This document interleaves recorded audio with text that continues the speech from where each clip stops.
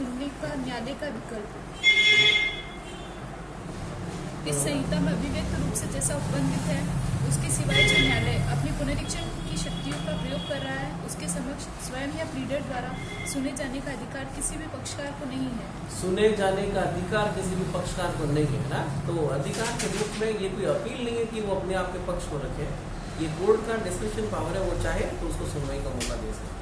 किंतु यदि न्यायालय ठीक समझता है तो वह ऐसी शक्तियों का प्रयोग करते समय किसी भी पक्षकार को स्वयं या उसके प्लीडर द्वारा सुन सकेगा।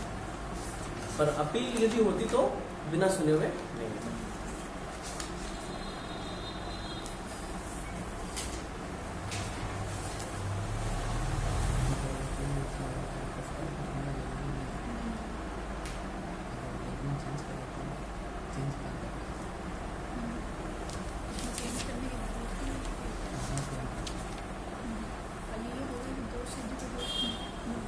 सेक्शन 406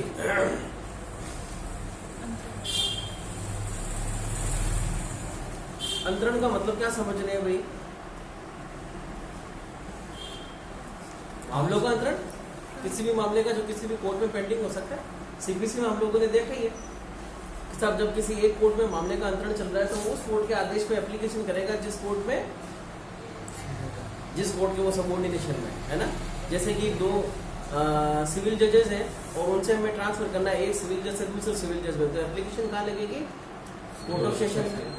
और यदि दो मैटर है जो दो अलग अलग हाई कोर्ट्स में उसमें लग रहे हैं और हमें मामला ट्रांसफर करना है तो दोनों जिसके सबऑर्डिनेशन है, सॉरी, दो अलग अलग डिस्ट्रिक्ट से करना है, तब फिर हाई कोर्ट में किया जाएगा।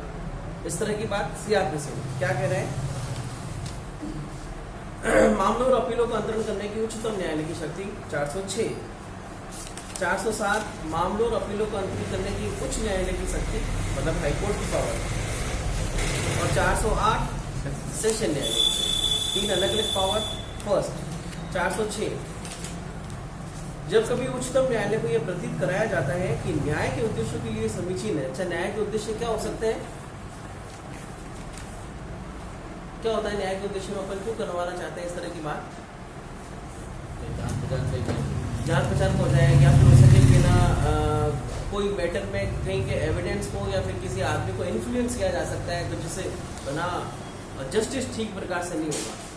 ऐसा इंट्रोड्यूस करवा दिया गया हाईकोर्ट को, नहीं सुप्रीम कोर्ट को, और सुप्रीम कोर्ट को लगता है कि वास्तव में मैटर ठीक नहीं है। जैसे कि चारा घोटाले वाला मामला जो बिहार में होना वाला था क्योंकि उसका जुरिडिक्शन वहाँ था, वहाँ से ट्रांसफर करके चारा घोटाले वाली ट्रायल कहाँ चली है? ये महाराष्ट्र कोर्ट में। सेम इसी तरह की बात की अभी पर बात करें कि ये जो 2002 में गोधरा कांड हुआ था, क्या मैटर था? उस लड़की का क्या नाम था जिसके एक्यूज को अभी बेल पर छोड़ दिया गया, फिर उनकी बेल वापस खारिज कर दी जस्टिस पी नागारत्ना ने। बानो बिल्किस अच्छा, आपने बानो बोला, इसका नाम था बिल्किस बानो। मैटर जुरिडिक्शन गुजरात का था पर सुनवाई कहाँ हुई? महाराष्ट्र की कोर्ट में। क्यों हुई? तो हो सकता था कि वहाँ के एक्यूज आदमी मिलकर वहाँ के उनको थोड़ा सा इन्फ्लुएंस नहीं करते, इस वजह से। तो उच्चतम न्यायालय को यह प्रतीत करवाया जाता है कि न्याय के उद्देश्यों के लिए समीचीन है कि इस धारा के अधीन आदेश किया जाए, तब वह निर्देश दे सकता है कि कोई भी विशिष्ट मामला या अपील एक उच्च न्यायालय से दूसरे उच्च न्यायालय को या एक उच्च न्यायालय के अधीनस्थ दंड न्यायालय से दूसरे उच्च न्यायालय के अधीनस्थ दंड समान या वरिष्ठ अधिकारिता वाले दूसरे दंड न्यायालय को अंतरित कर दी जाए। ठीक कर रहा है, सुप्रीम कोर्ट में एप्लीकेशन है, उसे ठीक लग रहा है तो एक हाईकोर्ट से दूसरा हाईकोर्ट या एक हाईकोर्ट के सबऑर्डिनेट कोर्ट से दूसरे हाईकोर्ट के किसी सबऑर्डिनेट कोर्ट में मैटर को ट्रांसफर किया जा सकता है। नेक्स्ट, उच्चतम न्यायालय भारत के महान्यायवादी या हितपद पक्षकार के आवेदन पर ही ऐसा इस धारा के अधीन कार्य कर सकता है। किस किस के आदमी के आवेदन पर? या तो अटॉर्नी जनरल ऑफ इंडिया इस तरह का एप्लीकेशन लगाए या फिर उस मामले से संबंधित कोई पक्षकार हो, और ऐसा प्रत्येक आवेदन समावेदन द्वारा किया जाएगा और जो उस दशा के सिवाय जबकि आवेदक भारत का महान्यायवादी या राज्य का महाधिवक्ता है, शपथ पत्र या प्रतिज्ञा के द्वारा समर्थित किया जाएगा। भाई यदि अटॉर्नी जनरल ऑफ इंडिया है तब फिर इस तरह का शपथ पत्र देने की जरूरत नहीं है, और यदि कोई हितवत पक्षकार और आम आदमी है तब फिर इस तरह का शपथ पत्र दिए जाने की जरूरत पड़ेगी। रटी रटा एक क्वेश्चन है, सीमित लैंग्वेज में सीमित शब्दों तक ही याद करना है। सुप्रीम कोर्ट है किस किस के पक्षकार पर, किस किस के आवेदन पर, अटॉर्नी जनरल ऑफ इंडिया या हिकमत पक्षकार।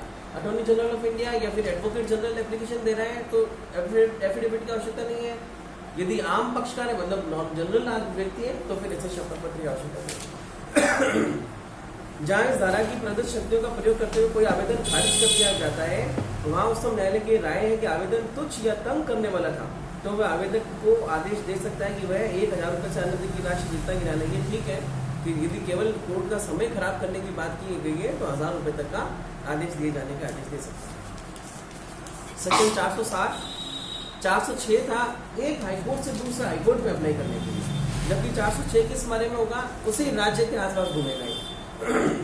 जब कभी उच्च न्यायालय को यह प्रतीत कराया जाता है कि क्या उसके अधीन किसी दंड न्यायालय में रुजु और पक्षकार रहित जांच विचारण नहीं हो सकेगा, किसी असाधारण कठिन विधि प्रश्न के उठने की संभावना है, इस धारा के अधीन आदेश इस संहिता के किसी उपबंध के द्वारा अपेक्षित है या पक्षकारों या साक्षियों के लिए साधारण सुविधाप्रद होगा या न्याय के उद्देश्यों के लिए समीचीन होगा।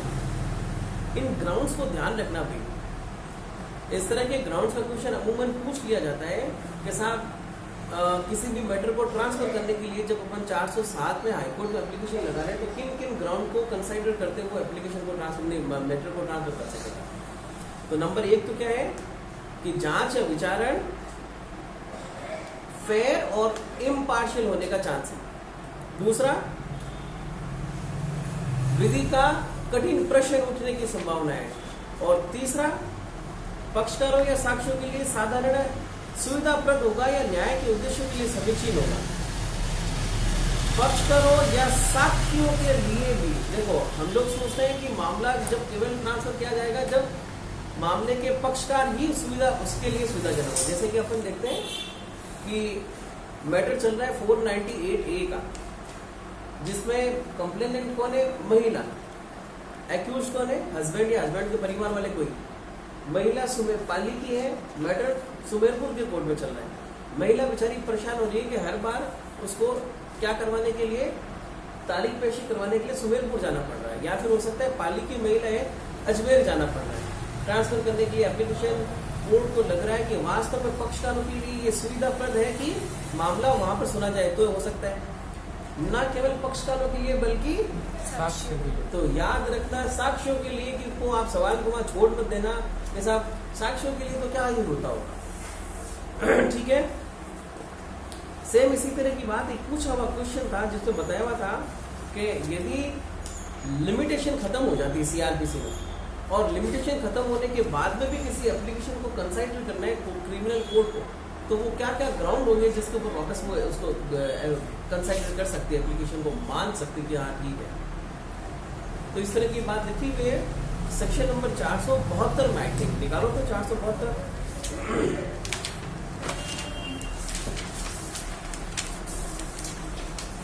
473 है, वो 72 नहीं।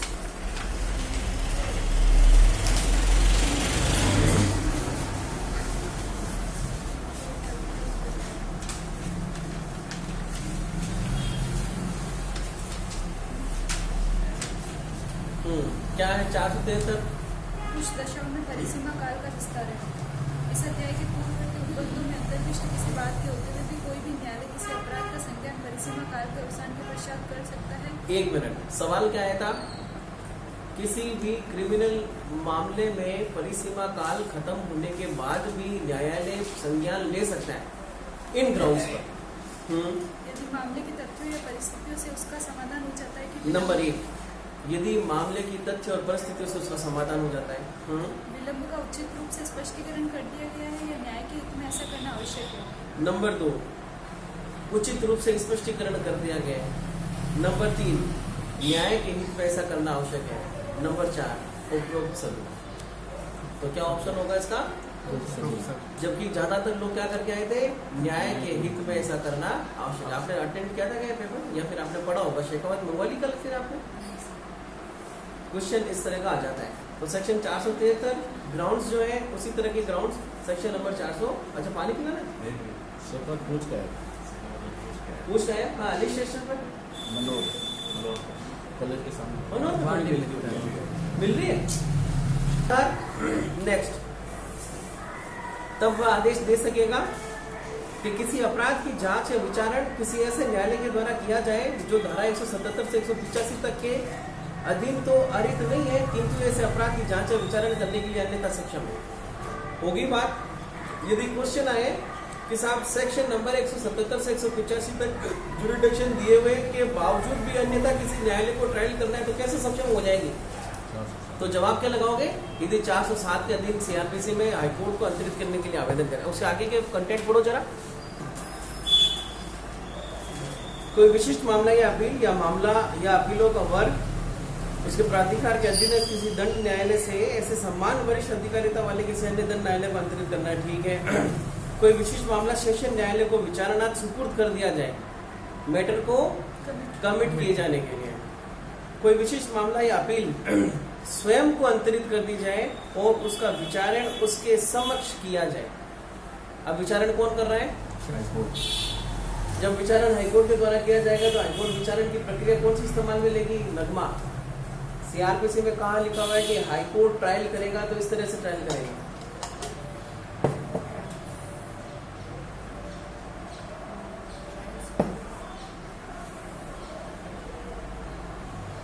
ट्रायल्स में तो थी आप यहाँ? हाँ।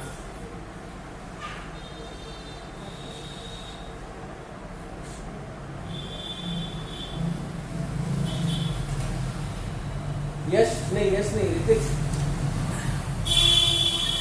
आपको पता है जब अपन ने सीआरपीसी शुरू की थी तो यहाँ मैंने कुछ 10, 12, 15 सेक्शन लिखे थे, उसमें से एक सेक्शन ये लिखा।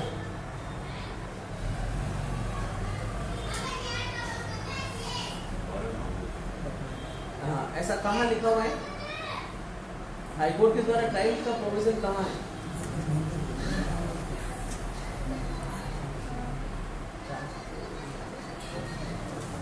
पहले इस सवाल का जवाब बताओ महेश। नहीं नैना, आप बताओ, क्या हाईकोर्ट ट्रायल कर सकता है या नहीं कर सकता है? इस प्रश्न का जवाब तुम कहां से लाओगे?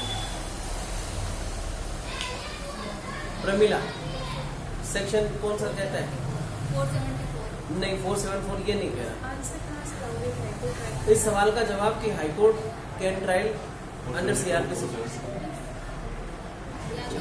ये कौन सा सेक्शन बोला? 26 निकालो 26, निकालो 26।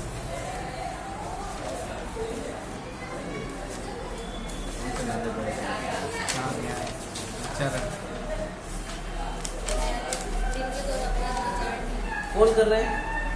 किन के द्वारा अपराध विचारने में कौन कर रहा है? High court section. जिसका मतलब ये है कि हाईकोर्ट ट्रायल कर सकता है। अब हाईकोर्ट ट्रायल कौन से अपराधों की कर रहा है? ये तो लिख रखा है ट्रायल करेगा। कौन से अपराधों की करेगा? तो सेक्शन कौन सा निकाल के बताओगे कि हाईकोर्ट इस अपराधों की ट्रायल कर सकते हैं? सेक्शन नंबर 4 निकालो। क्या है सेक्शन? मैं क्वेश्चन तुम्हारे लिए और अभी तुम वहीं पर बैठे हो।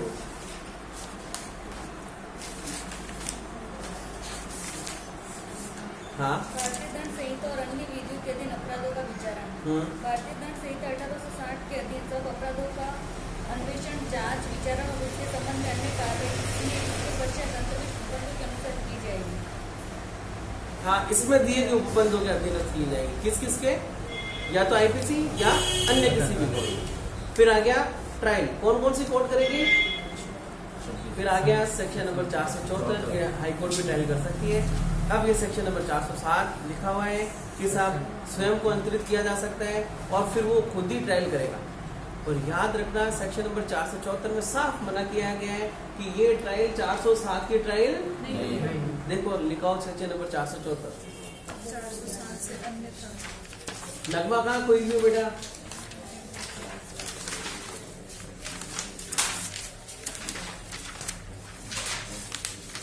चार सौ चौदह तो हमने जब सीआरपीसी शुरू की थी ना तभी पढ़ लिया था। आपके कुछ लाइन निशान भी बने हुए होंगे यहाँ पर। पर इसमें लिखा हुआ है 407 को छोड़ के यदि वो करेगा तो वो सेशन ट्रायल करेगा। अब हाईकोर्ट कौन से ट्रायल करता है? फिर जहाँ कहीं जिस किसी भी स्टेट में हाईकोर्ट को रूल्स बना के स्पेशल ओरिजिनल जुरिडिक्शन में काम करने की बात कर दी जाती है, वहां 477 एग्जिस्टेंस में आ जाएगा। राजस्थान में नहीं है। हो गई क्लियर? अब फिर सेक्शन नंबर 407 पे कौन सी ट्रायल करेगा? जिस मैटर को उसने मंगाया उसी तरीके वो से। वारंट ट्रायल है तो warrant trial, court of session trial है तो सेशन ट्रायल, समन ट्रायल है तो समन ट्रायल, ठीक है ना। रास्ता में क्या नहीं है? सेक्शन नंबर 474 के तहत हाईकोर्ट को ओरिजिनल ज्यूरिडिक्शन में काम करने की शक्तियां नहीं है, वो अपीलेंट ज्यूरिडिक्शन में ही काम करता है। जबकि हाईकोर्ट, एक तो अपन दिल्ली हाईकोर्ट की बात करें, ओरिजिनल ज्यूरिडिक्शन दे रखा है उसको, या फिर हम बात करें ऐसे एरिया की जहाँ पर समुद्री एरिया, जो मेराइन जो मैटर्स होते हैं उनके संबंध में हाईकोर्ट को ओरिजिनल ज्यूरिडिक्शन होता है काम करने का, ट्रायल करने का। चलो ये बात कहाँ लिखी है कि फिर ये क्या होता है बेटा, अलग अलग स्टेट में पावर दे दी जाती है। कुछ और सर, ये बात कहाँ लिखी हुई है कि वो ट्रायल करे जो मंगवा रहा है। हाँ, तो जब हमें स्पष्ट मेंशन कर दिया कि 407 की ट्रायल नहीं करेगा, तो फिर अपने आप से ये सवाल एग्जिस्टेंस में आ जाएगा, मतलब इसका जवाब फिर कैसी ट्रायल होगी, जो मैटर को बता रहे वही ये लिखा हुआ नहीं। लिखा हुआ नहीं। चलो, उच्च न्यायालय निचले न्यायालय को रिपोर्ट पर हितवत पक्षकार के आवेदन पर स्वयं प्रेरणा पर भी कार्रवाई कर सकता है। ये अभी कैसी कार्रवाई थी, उसका एप्लीकेशन करने के बाद में सेकंड नंबर पॉइंट कर रहे हैं, स्वयं प्रेरणा से डिस्क्रिशन पावर से भी इस तरह की कार्रवाई कर सकता है, परंतु किसी मामले को एक ही सेशन खंड के एक दंड न्यायालय से दूसरे दंड न्यायालय को अंतरित करने के लिए आवेदन उच्च न्यायालय से तभी किया जाएगा तब जब ऐसा अंतरण करने के लिए आवेदन सेशन न्यायाधीश को कर दिया गया है और उसके द्वारा नामंजूर कर दिया गया है। मैटर को ट्रांसफर करने का मामला एप्लीकेशन पहले कहाँ करेंगे, सेशन कोर्ट ऑफ सेशन में, और कोर्ट ऑफ सेशन यदि उसको रिजेक्ट कर देता है तब फिर हाईकोर्ट पे करेंगे, सीधे हाईकोर्ट पे नहीं करेंगे। डिवीजन में इस तरह की बात आई तो नहीं है, जैसे आप कोर्ट ऑफ सेशन से नाम मंजूर करेगा तब जाकर अपन हाईकोर्ट में करेंगे। नहीं, उसमें ऐसा है कि आप रिवीजन एक जगह ही कर सकते हो, या तो हाई कोर्ट में या सेशन कोर्ट। ऐसा नहीं लिखा हुआ कि इस चैनल को एक्सेप्ट करना ही पड़ेगा। तो आपने तो बोला तो पहले सेशन कोर्ट जाना था, फिर हाईकोर्ट जा सकते तो ये बात तो सोचते हैं। हैं। ऐसी बात लिखी हुई पर को मिली नहीं ना, हाँ, ये बात तो है कि या तो सेशन कोर्ट या हाई। ये तो कंफर्म है, या तो हाईकोर्ट या court of session. Direct high court में जाना दोनों इसी की को शर्तें बराबर है। ये सवाल अपन को मिल गया, तो क्योंकि उसमें लिख रखा है कि अपन या तो ये कर सकते हैं, इसका मतलब है डायरेक्ट हाईकोर्ट जा सकते हैं। हमें इस प्रश्न का जवाब नहीं मिला है कि साहब कोर्ट रिवीजन के लिए यदि हमें हाईकोर्ट जाना है तो क्या उसके लिए कोर्ट ऑफ सेशन होते हुए जाना पड़ेगा या सीधे जाएंगे। सीधे जा सकते हैं हाईकोर्ट में रिवीजन के लिए, फिर सीधे जाएंगे। चलो, आवेदन की कार्रवाई के लिए हो गया। यदि एप्लीकेशन हाईकोर्ट में लगाना है तो उसके लिए पहले कोर्ट ऑफ सेशन से रिजेक्ट करवाना पड़ेगा, स्टार मार्क करते हुए आगे चल रहे हैं। सिर्फ एक ही सेशन खंड में है तो एक ही सेशन खंड में है। हाँ, एक ही सेशन खंड में। अब एक ही सेशन खंड का क्या मतलब हुआ, जो लोअर कोर्ट्स में आगे करना है। सेशन खंड सीआरपीसी में कहाँ पढ़ा आपने, खंड सेशन खंड लिख रखा है, परंतु किसी मामले में एक ही सेशन खंड। मैं आपकी मेमोरी को वो करना चाहता हूँ, रिमाइंड। नॉर्म है साथ में क्या है, प्रादेशिक खंड और 9 में सेशन। नहीं, हाँ, हाँ, नॉर्म में सेशन सर का उसमें है आगे कि राज्य में सेशन खंड इतना या तो एक पूरा राज्य सेशन खंड हाँ। होगा या एक राज्य में कई कई सारे सारे सेशन सेशन खंड खंड होंगे। जब जहाँ कहीं भी एक राज्य पूरा सेशन खंड है तब फिर उसी कोर्ट ऑफ सेशन पे होगा। चलो, ये हो गया। फिर सब सेक्शन नंबर 5 में आ जाओ सीधा। लोक अभियोजक को सूचना दी जा रही है ट्रांसफर करने के मैटर पे, कम से कम 24 घंटे नहीं बीत जाए, उसको अंडरलाइन कर लेना। किसको सब सेक्शन 5 किसको देना चाहिए? पढ़ो 5 पे।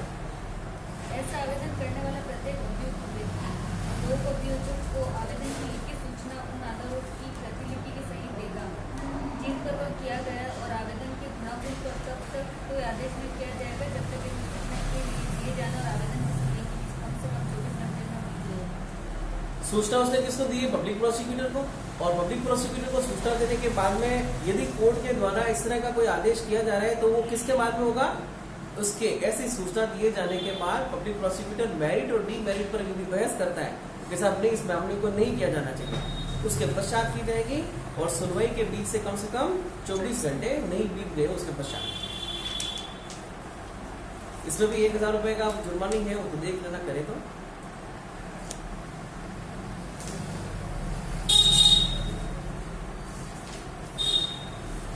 सबसेक्शन 9 क्या कह रहा है?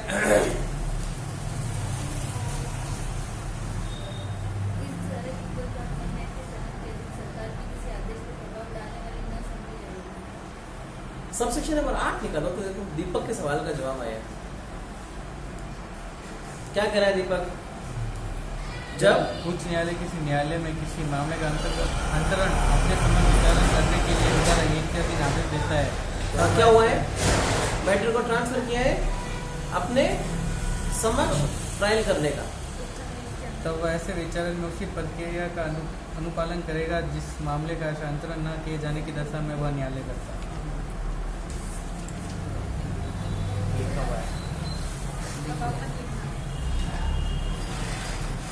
सेक्शन नंबर 474 जो वहां लिखा हुआ है ना, उसके पास में जाके सेक्शन नंबर 407 का 8 लोअर लिख देना।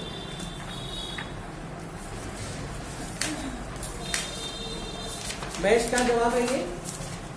सबसेक्शन 8 ने क्या बताया?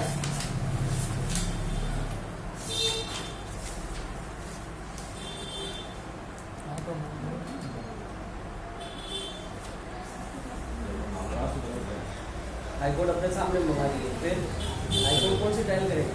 वही टाइप है जिस मैटर में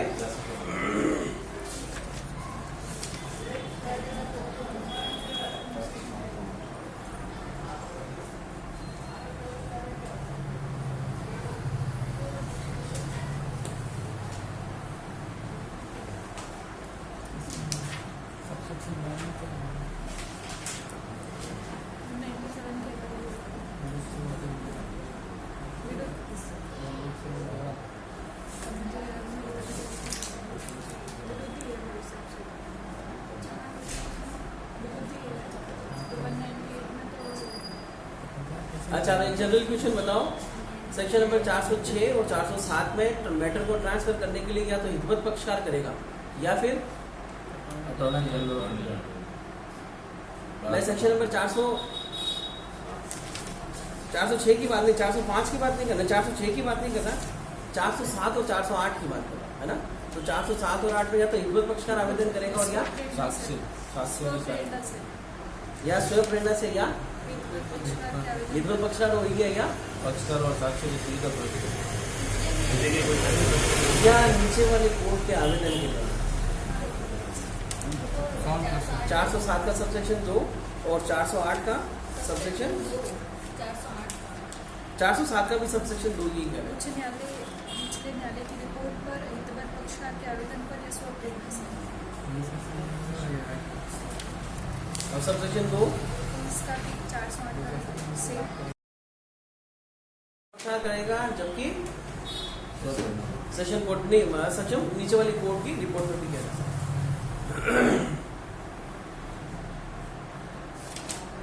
सबसेक्शन 3 ने क्या किया? पूरी बात सेक्शन 407 पर ढूंढ दी एग्जिट, तो जो उसमें लिखा हुआ है वही होगा और 1000 रुपए की जगह यहाँ पर केवल 250 रुपए।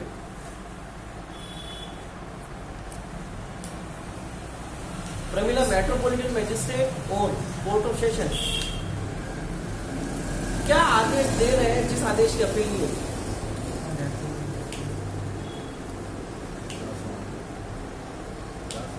जिस आदेश की अपील नहीं होगी, 100 रुपये का जुर्माना है।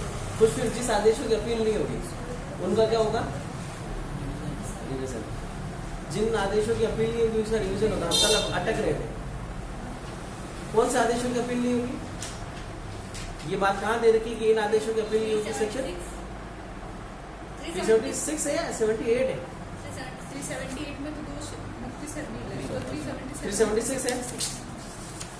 इन आदेशों की अपील नहीं और जिन आदेशों की अपील नहीं होगी उसकी तो समझ गए थे। 376 में हम अपील नहीं कर पा रहे तो क्या करेंगे? प्रमिला तुम्हारा सवाल वापस। कोर्ट ऑफ सेशन और मेट्रोपॉलिटन मजिस्ट्रेट कितने रुपए तक का जुर्माना दे रहे हैं जिसकी अपील नहीं होगी? महेश आपका क्वेश्चन, हाईकोर्ट कितने रुपए तक का जुर्माना दे रहा है, सजा दे रहा है जिसकी अपील नहीं होगी? और Nalini first class judicial magistrate का आदेश जिसकी अपील नहीं होगी, पक्का वो तो 100 रुपए का ये मेट्रोपॉलिटन। सही है। फर्स्ट फर्स्ट क्लास का 100 और कोर्ट ऑफ सेशन दे रहे सर या 3 महीने और जुर्माना 200 नहीं, अपील नहीं होती। 200 रुपए और हाईकोर्ट 1000 रुपये और सजा। यहाँ तो ऐसा मतलब भ्रमित करते हो क्या है भाई? हाई कोर्ट 6 महीने और कोर्ट ऑफ सेशन कितने महीने? 3 महीने। हाई कोर्ट कितने रुपए की सजा? 1000 सॉरी जुर्माना। 1000 और कोर्ट ऑफ सेशन और एमएम 3 महीने 200 क्या 500 है? 500 का तो पेपर है। याद रखें 6 महीने 1000, 3 महीने और 200 और फर्स्ट क्लास जुडिशियल में सिर्फ 100।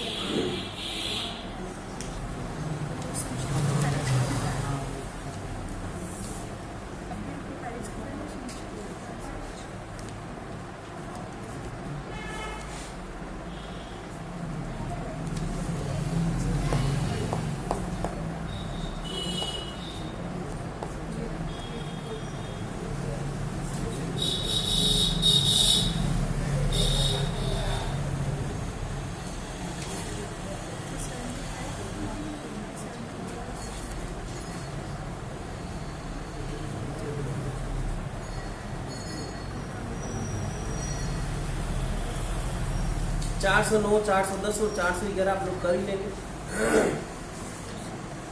एक बार अंतरित किया गया तो फिर उसको वापस से विड्रॉल भी कर सकते हैं, दूसरे को भेज सकते हैं।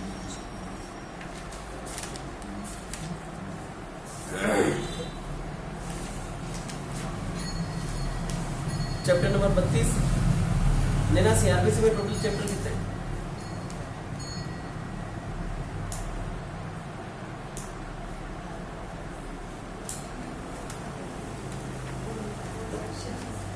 कितने सेक्शन है चैप्टर?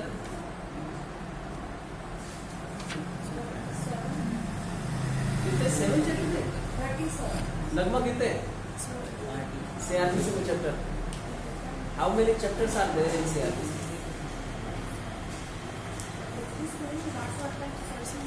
448 है।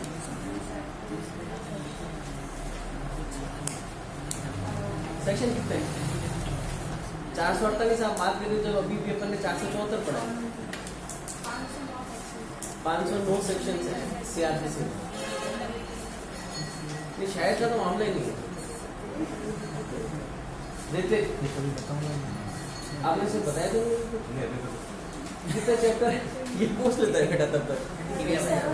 87 चैप्टर है और सेक्शन 482 है। कितने सेक्शन है भाई? ये तो 482 करे। इससे जल्दी थोड़ी हो जाएगा यार, आपको याद रखना। कहाँ हो भाई कहाँ हो? हाँ नगमा कहाँ हो?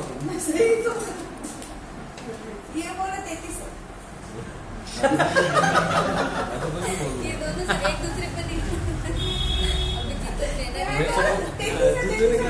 इसने बताया नहीं तो मेरे से पूछ रहे थे, मैंने कहा तुम बोल दो।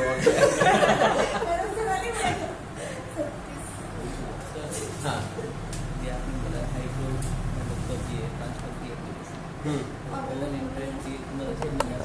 ठीक है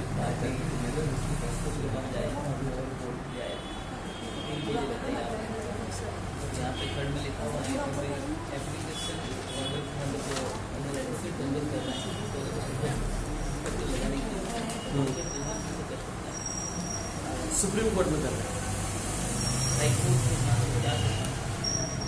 407 में एडवोकेट जनरल है, 406 में है अटॉर्नी जनरल। एडवोकेट जनरल की तो एक बात ये कह रहे हैं जैसे आप अपन एग्रीड पर्सन को मतलब इंटरेस्टेड व्यक्ति को बारे में बताया, कोर्ट की रिपोर्ट को भी बताया, और एक आदमी और कौन है जिसके एप्लीकेशन पर हाईकोर्ट ट्रांसफर कर सकता है मैटर को? Advocate general. सुप्रीम कोर्ट में कौन कर रहा है application? Attorney general. Attorney general और हाँ अटॉर्नी जनरल और एडवोकेट जनरल में क्या फर्क है? या पहले मुझे बताओ अटॉर्नी जनरल कौन होता है, advocate general? Central law minister का बेटा होता है। ऐसा मतलब कि कितना विचित्र होता है ना कि सर सेंट्रल लॉ मिनिस्टर का बेटा होता है।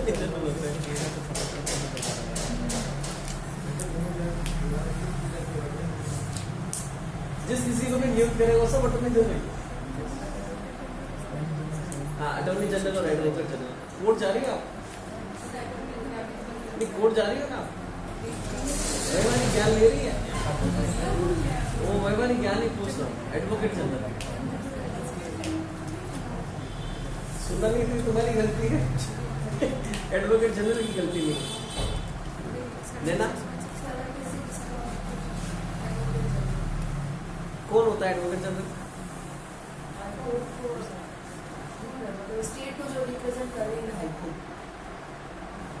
सही है जो गलत है एडवोकेट जनरल नहीं अटॉर्नी जनरल जो होता है वो केंद्र सरकार की तरफ से विधि का सबसे सर्वोच्च अधिकारी या फिर ऐसा मान लो कि अटॉर्नी जनरल वही व्यक्ति होता है जिसके पास सुप्रीम कोर्ट के जज बनने की शक्ति है मतलब एलिजिबिलिटी लेती है अर्हता है वही section number chapter number 32 section number 413 से शुरू कर रहे हैं अपन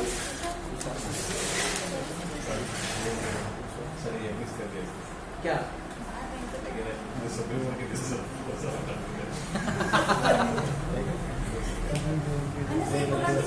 आपने बिल्कुल गलत बोला क्लियर करो ना अटॉर्नी जनरल को सुप्रीम कोर्ट में पेश करना है और एडवोकेट जनरल हाईकोर्ट में पेश करना मैंने ये लाइन बोली है आपने ऐसी बोली कि स्टेट को जो रिपोर्ट रिप्रेजेंट करे वो थोड़ी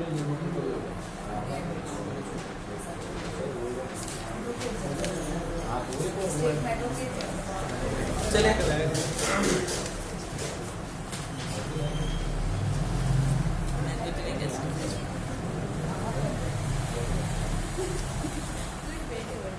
क्या क्या बातें लिखी है भाई चैप्टर नंबर 32 में दंडादेश का निष्पादन निलंबन और लघुकरण एग्जीक्यूशन सस्पेंशन और remission and commutation of the sentence क्या क्या होता है इन चारों पांचों शब्दों का मतलब दंडादेश का निष्पादन इसका मतलब क्या हुआ जो कोर्ट ने आदेश दे दिया उसको इमीडिएट करो एग्जीक्यूट करो या बाद में करो कुछ भी करो निलंबन का मतलब हम लोगों ने कहा देखा कि ना ऐसे दंडादेश के निष्पादन को निलंबित कर दिया जाएगा 389 में जब हम लोग अपील कर रहे हैं तो फिर ऐसे दंडादेश के एग्जीक्यूशन को निलंबित कर दिया और ऐसे निलंबन किए जाने के दौरान तक एक्यूज का क्या करेंगे फिर जमानत जमानत पर है पहले से ही तो तो वो जमानत रह जाएगा या फिर उसके खुद के Custody में मुचलके को भेज देंगे या कस्टडी में कस्टडी में पर अपीलेट कोर्ट ने यदि आदेश दे दिया तब फिर उसको जमानत में छोड़ देंगे दो तीसरा शब्द आ रहा है अच्छा निष्पादन हो गया निलंबन हो गया परिहार परिहार को हम करें रेमिशन क्या मतलब है रेमिशन का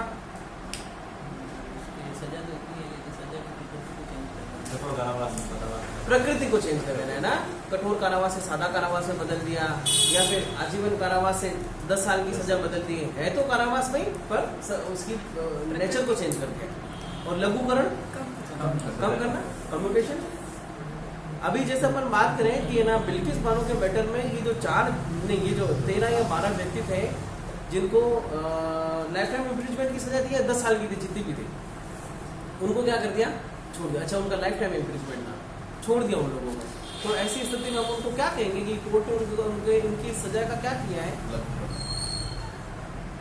सजा का लघुकरण करते हुए फिर छोड़ दिया उनको ऐसा लघुकरण ही होनी चाहिए तब ही किया आजीवन कम कारावास करते तो आजीवन कारावास को 14 या 20 साल करते नहीं कितने भी कर सकते हैं नहीं मतलब नॉर्मली इतनी होती है अब छोड़ ही दिया तो भाई देखो उसमें हुआ क्या था कि लाइफ टाइम इम्प्रिजमेंट था और फिर कह दिया कि इन्होंने 10 साल की सजा काटी चलो ये भी पर्याप्त है 14 हो गए थे 2023 में नहीं 14 ज्यादा ही हुआ देखो लाइफ टाइम इम्प्रिजमेंट की करिया किसी की सजा है ना तो उसके लिए 14 साल नहीं है नहीं उसमें आईपीसी में लिखा है कि लघुकरण करते हैं ना तब फिर आजीवन ऐसी कारावास स्थिति में है। आजीवन कारावास को छोड़ो 14 वर्ष करते हैं कौन से सेक्शन में लिखा हुआ है ऐसा ये 54 या 55 में है।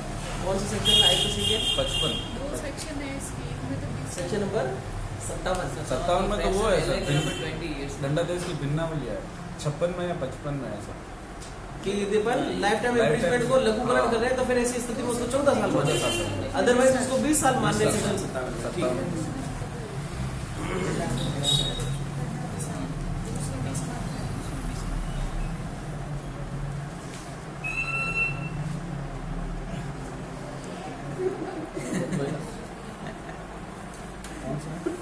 इसकी बड़ी दबी